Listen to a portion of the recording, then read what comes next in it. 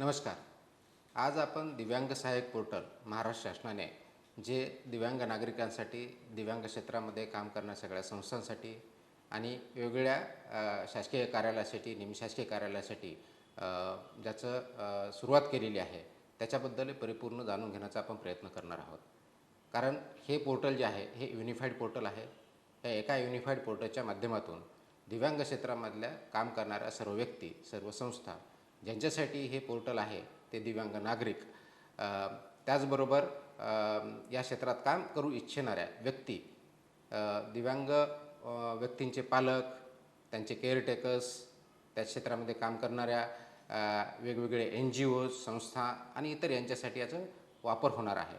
आणि म्हणून आपण त्याबद्दल त्याचा वापर कसा करायचा, लॉग इन कसं करायचं आणि त्याचा परिणाम काय होणार आहे याच्याबद्दल माहिती जाणून घेण्यासाठी माझ्याकडे अनेक रिक्वेस्ट आल्या की याची जर माहिती आपण व्हिडिओच्या माध्यमातून दिली तर आम्हाला सोपं जाईल आणि तो व्हिडिओ आपण आपल्या वेबसाईटवरती टाकणार आहोत. त्यासाठी आपण ही माहिती घेण्याच्या दृष्टिकोनातून आज आपण इथे याचा डेमो आपण केलेला आहे. आता प्रथमतः आपण हे जे बघतोय तर आपण पोर्टलवरती दिव्यांग सहाय्यक portal.maharashtra.gov याच्यावरती गेल्यानंतर आपल्याला ही पोर्टल दिसेल किंवा ज्याला आपण स्क्रीन दिसेल. या स्क्रीनमध्ये जर बघितलं आपण तर याच्यामध्ये आपल्याला मुख्य पृष्ठ दिसतं, शासकीय योजना, याच्यामध्ये पूर्ण शासकीय योजनांची माहिती आपल्याला दिसते. आपण जर क्लिक केलं तर पूर्णपणे ही माहिती भेटेल. आपल्या आसपासच्या शाळा किंवा रुग्णालय ही माहिती पाहिजे नागरिकांना किंवा तिथे इथं आपल्याला शोधता येईल. आमच्याबद्दल माहिती पाहिजे इथं दिसेल, धोरण कायद्याबद्दल इथं भेटेल. ही सर्व माहिती आपल्याला या पोर्टलच्या माध्यमातून भेटते. आता विशेष करून संस्थांसाठी, कारण ह्या 2016च्या कायद्यानुसार दिव्यांग क्षेत्रात ज्या संस्था काम करतात, त्या NGO असतील, सेक्शन 8 कंपनीज असतील, त्या आपल्या ट्रस्ट ॲक्टखाली किंवा सोसायटीच्या ॲक्टखाली रजिस्टर असतील, परंतु त्यांना दिव्यांग क्षेत्रात काम करायचं आहे तर त्यांनी दिव्यांग आयुक्त महाराष्ट्र राज्याचे जे पुण्याचे आहेत यांच्याकडे रजिस्ट्रेशन करणं कंपल्सरी आहे. परत मी रिपीट करतो, दिव्यांग क्षेत्रात कोणत्याही संस्थांना काम करायचं असेल किंवा काम करत असतील तर ती संस्था महाराष्ट्र राज्याच्या दिव्यांग कल्याण विभागाकडे किंवा दिव्यांग सक्षमीकरण विभागाकडे, आता आपण जे नवीन नॉमेनक्लेचर केले त्याच्यामध्ये, त्यांच्या आयुक्ताकडे रजिस्टर जर नसतील तर ते दिव्यांग क्षेत्रामध्ये काम करू शकत नाहीत. म्हणून ही सर्वात महत्त्वाची गोष्ट आहे, सर्वांनी लक्षात घ्यायची आहे की बऱ्याच वेळेस असा गैरसमज होतो किंवा केला जातो किंवा आहे की आमचं रजिस्ट्रेशन ट्रस्ट ॲक्टखाली आहे, सोसायटीच्या ॲक्टखाली आहे किंवा कंपनीच्या ॲक्टखाली आहे, त्याच्यामुळे आम्हाला वेगळ्या रजिस्ट्रेशनची गरज नाही. ही चुकीची भावना आहे, चुकीचं इंटरप्रिटेशन आहे.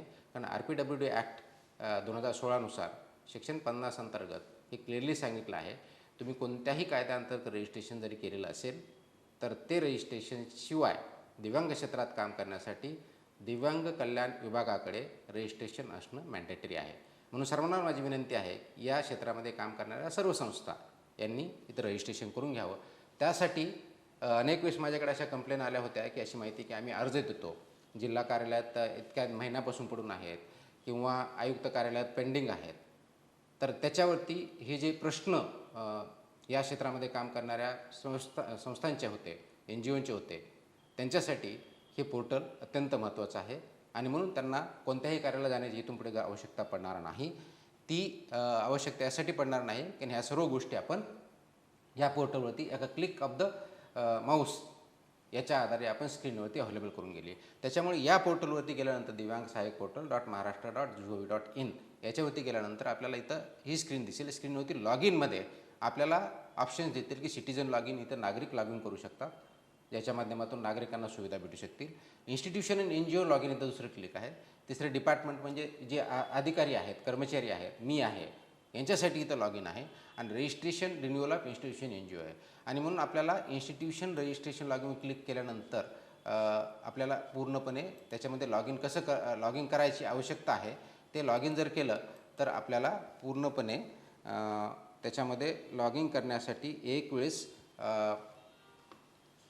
हे लॉग इन केलं, आपल्याला रजिस्ट्रेशन रिन्युअल इन्स्टिट्यूशन इथं क्लिक केलं तर याच्यामध्ये आपल्याला दिसेल की हे करण्यासाठी, कंटिन्यू करण्यासाठी क्लिक केल्यानंतर आपलं रजिस्ट्रेशन रिन्युअलचे आपल्या इन्स्टिट्यूशनमध्ये दिसतील आणि त्यामध्ये आपल्याला पूर्णपणे ही माहिती भरावी लागेल. आपल्याकडे तो अर्ज अवेलेबल असेल.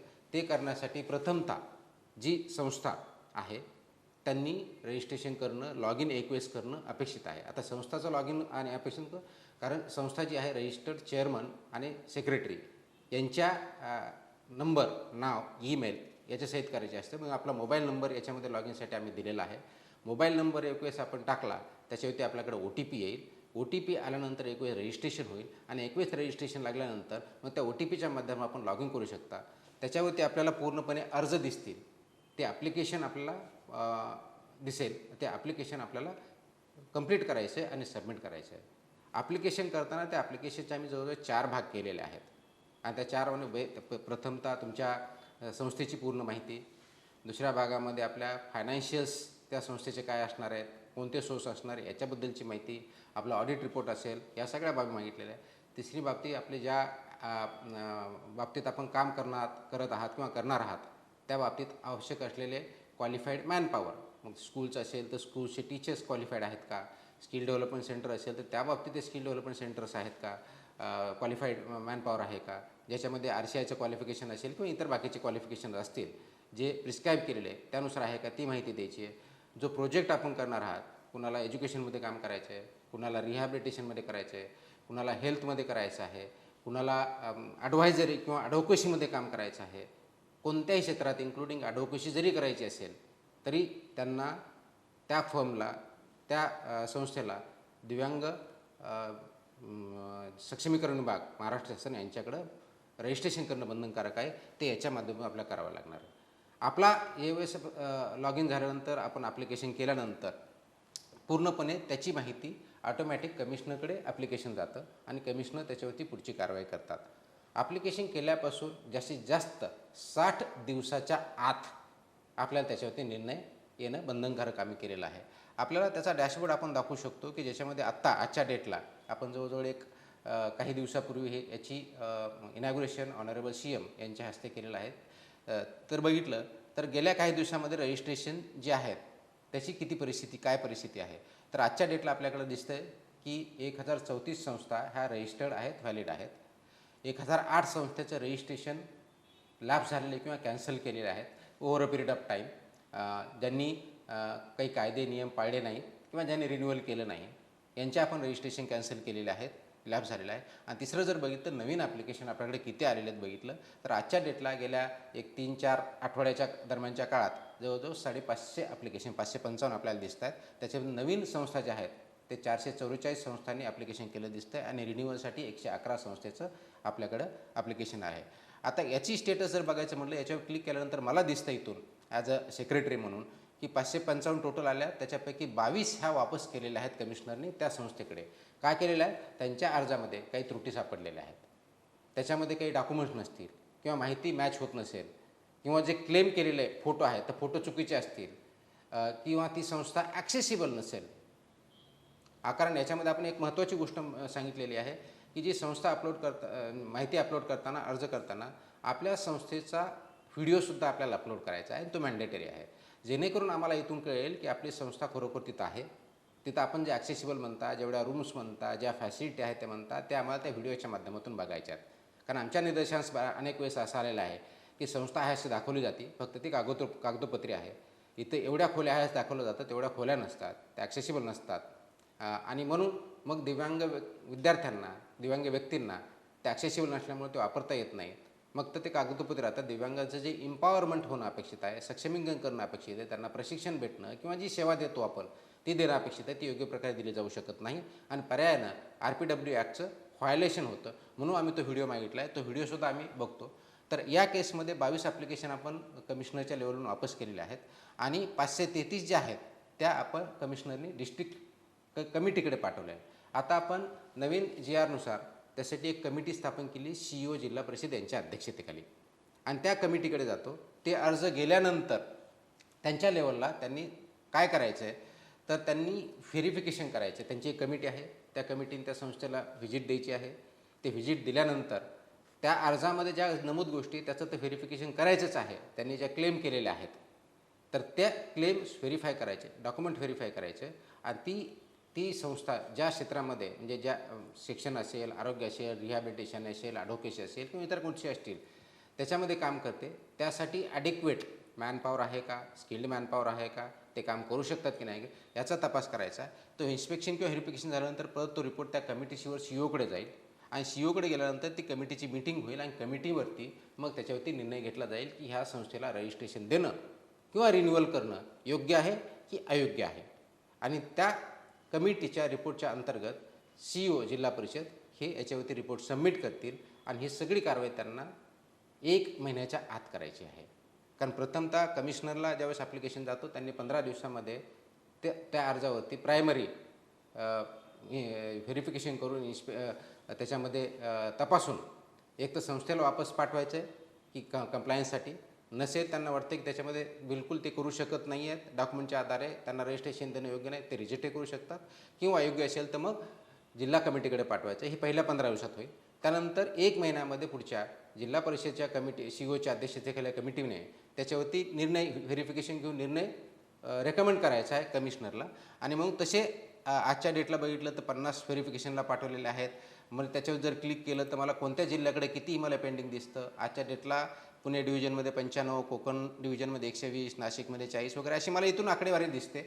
त्याचबरोबर मग कमिटीने रिपोर्ट पाठवला की कमिशनरकडे जाणार, तो ह्या पोर्टलवरती पाठवायचा, वेगळा कोणताही काही ईमेल हे करायचं नाही, फिजिकल कॉपी पाठवायची नाही, सगळं इथं होईल.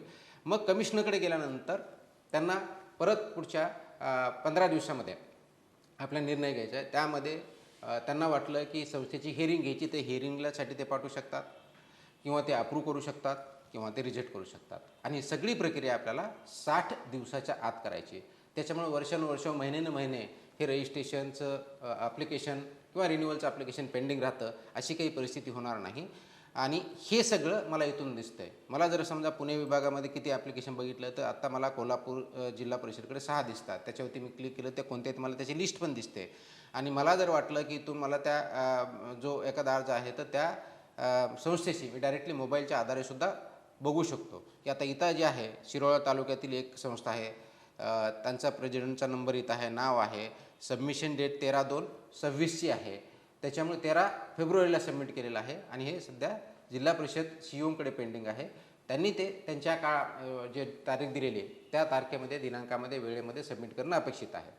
फॉर एक्झाम्पल असं केलं की त्या वेळेत अगदी कमिशनरनी 15 दिवसात त्याच्यावरती वापस पाठवलं नाही किंवा रिजेक्ट केलं नाही किंवा सीईओकडे पाठवलं नाही तर 16व्या दिवशी ऑटोमॅटिकली ती ॲप्लिकेशन ही सीईओ जिल्हा परिषदेकडे जाणार आहे. आपण ऑटो एस्कलेशन मॅट्रिक्स याच्यात अप्लाय केलेला आहे. त्याच्यामुळं ड्यू डेट नंतर डीम्ड म्हणून पुढची स्टेजला ते जाणार आहे. त्याच्यामुळं आपल्याकडे ते पेंडिंग कुणीही ठेवू शकत नाही त्या ड्यू डेटच्या बाबतीत. आणि सेम परिस्थिती जिल्हा परिषद लेवलला आहे सीईओकडे.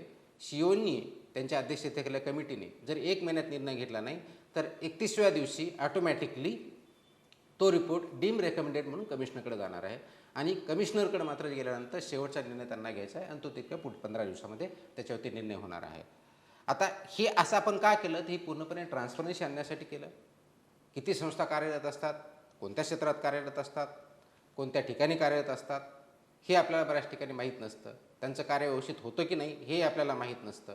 आणि म्हणून ही पद्धत आपण हे पोर्टल जे आणलं आहे हे संस्थांचं सक्षमीकरण करून त्यांच्या माध्यमातून दिव्यांग व्यक्तीचं सक्षमीकरण करणं ते योग्य होतं की नाही बघणं यासाठी याचा वापर आपण करण्यासाठी हा पोर्टल आणलेला आहे. आता हे पोर्टल आणण्याचा फायदा जसं आपल्याला मी सांगितलं की संस्था यांचं रजिस्ट्रेशन आहे, रिन्युअल आहे.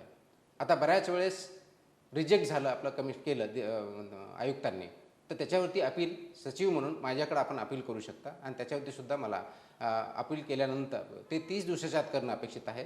30 दिवसाच्या नंतरचे अपील आपण एंटरटेन करत नाही. कारण तुम्हाला जर वाटतं की तुमच्यावरती अन्याय झाला आहे, चुकीचा निर्णय आहे किंवा काहीतरी त्रुटी राहिलेली आहे, त्या बाबतीत माझ्याकडे अपील झाल्यानंतर मला 90 दिवसाच्या आत त्याच्यावरती निर्णय देणं बंधनकारक केलेलं आहे. आणि म्हणून ही सगळी प्रक्रिया ही टाईम बाउंड केलेली आहे, पूर्णपणे ट्रान्सपरंट पारदर्शक पद्धतीने केलेली आहे.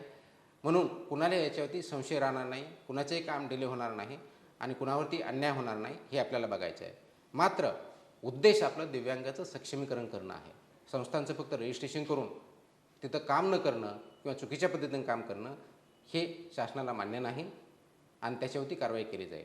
कारण बऱ्याच वेळेस असं माझ्या निदर्शनास आलेलं आहे की माझ्याकडे काही अपील असतात की आमचं रजिस्ट्रेशन कॅन्सल झालेलं आहे किंवा लॅप्स झालेलं आहे. आम्ही 2 वर्षानंतर 3 वर्षानंतर माझ्याकडे रजिस्ट्रेशन रिन्युअलसाठी कमिशनरकडे ॲप्लिकेशन आलेले आहे.